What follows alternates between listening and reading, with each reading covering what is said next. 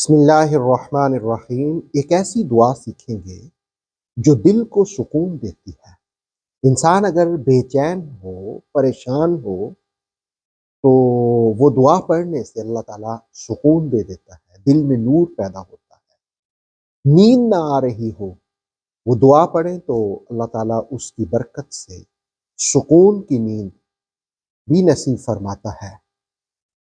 या आप यूं कह लें कि इंसान अंदर से टूटा हुआ हो और बोझ महसूस हो रहा हो, तो इस दुआ को पढ़ने से अल्लाह रब्बुल आलमीन फिर भी इंसान के अंदर एक सुकून का माहौल पैदा कर देता है। वो दुआ है हस्बुनल्लाहु व निअमल वकील।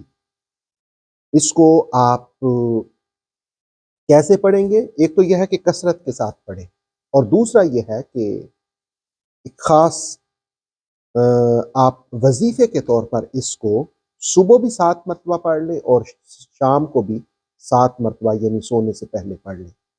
बाकी ये है कि वैसे कसरत से पढ़े तो इस दुआ की बरकतें भी हासिल होंगी। उलमाए किराम फरमाते हैं कि जिस वक़्त हज़रत इब्राहीम अलैहिस्सलाम को आग में डाला गया, तो उस वक़्त आपने यही कलिमात पढ़े, हस्बुनल्लाहु व निअमल वकील। हमारे लिए अल्लाह ही काफ़ी है और वो बेहतर कारसाज़ है। तो फिर अल्लाह रब्बुल आलमीन ने आग से कहा था कि ऐ नार ठंडी हो जा, सलामती वाली हो जा इब्राहीम पर। तो वो आग ठंडी हो गई थी, बुझ गई थी। इब्राहीम अलैहिस्सलाम को उसने नुकसान नहीं पहुंचाया था।